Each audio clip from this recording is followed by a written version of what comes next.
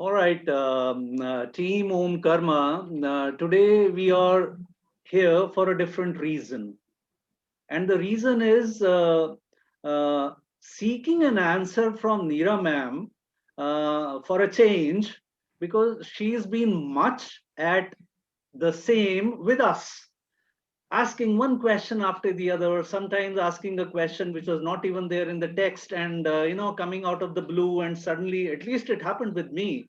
And we thought that why not the founder, the person in Neera ma'am, need to be asked the similar type of questions about her journey, so that we are educated, and so are the audiences. I mean, they also need to understand how things are at the levels of a person who has had such a wonderful journey of her personal as well as professional life.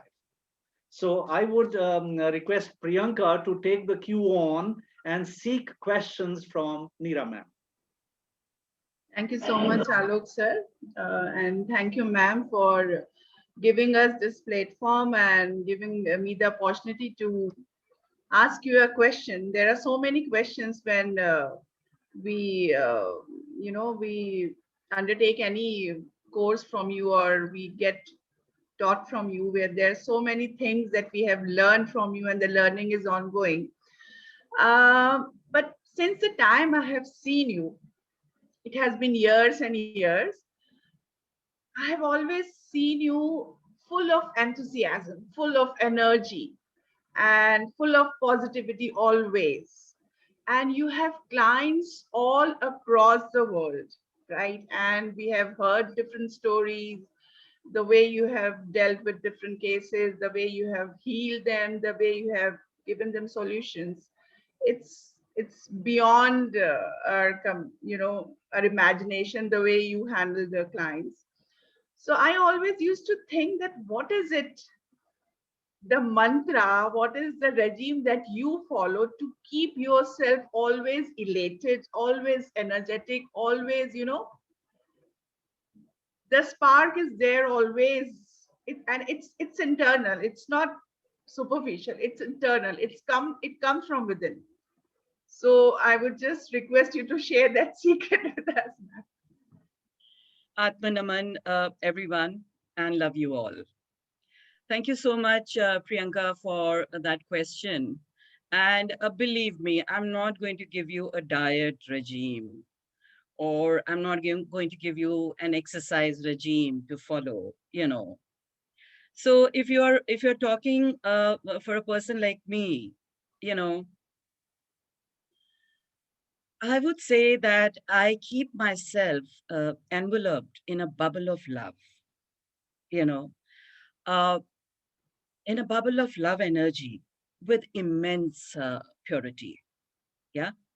And the other thing that I do is keep alive that little child in me, who's very naughty, really naughty at times, and who does crazy stuff. I mean, you wouldn't even imagine a woman of my age doing certain things which I normally do, because I wish to keep that inner child of mine, alive. I don't want it to die, because that is something which is, purity, which is so beautiful, and that makes me actually get going.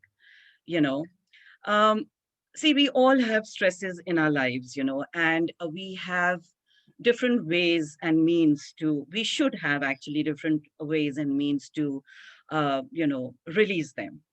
I have a couple of things that I also have stresses at time, but I release them through, my spiritual strengths that I have, through meditations, through chantings, and doing small mindful activities. You would actually have a laugh. In fact, all of you guys, I love watching the birds when I feed them. I love watching them eat.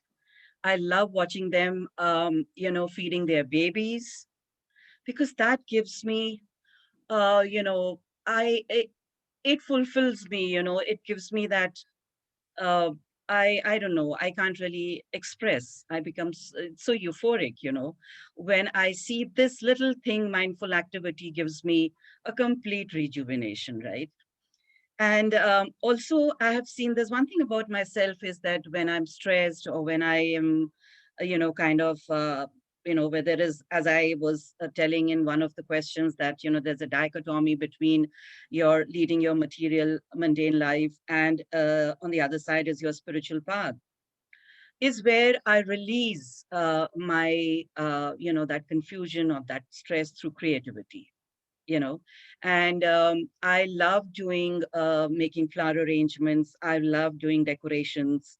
I love doing landscaping, and the most that I love is my plants. So I love gardening.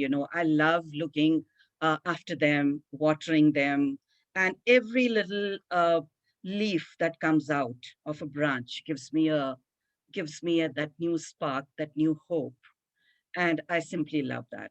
So this is something which, and I must add on here that my husband has always been fighting with me that, why do you have so many plants? Why have you taken this headache on your head? But I, every time, very patiently, also keep explaining this to him, that this is my stress buster. Yeah. Of course, nature is definitely there.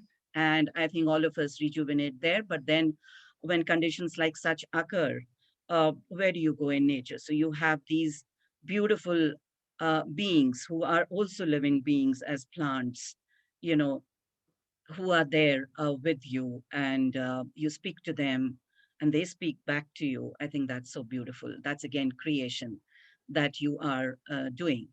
And, you know, staying in awareness, teaching yourself every day, teaching as in reminding yourself every day.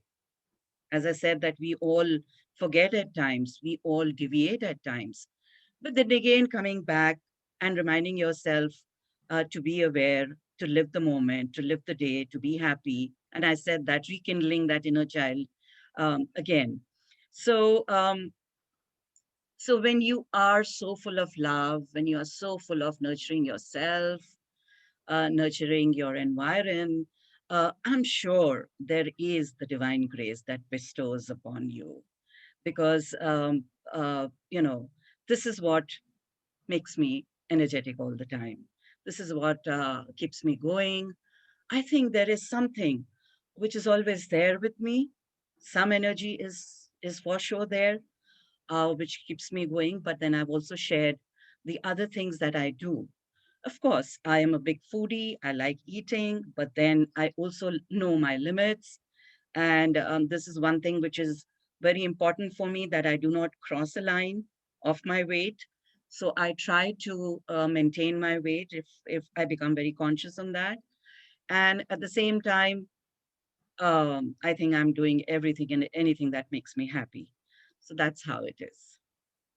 Thank you so much, ma'am. That was I really, hope that is actually making, yeah. sense, because as on, if I look at my life, at a point of time, I did have grudges. I did have complaints. That's when I started my journey. But you know how it is, as you grow, you evolve. And today, I think I'm a clean slate, wherein I do not have anything or anyone to forgive, or, any grudges or any complaints. And complaints can be very, very, that little child can always complain. I'm sure the little child has the right to complain. But then I think it's all fair. Yeah, ma'am. Thank you so much for wonderful input on that. Thank you.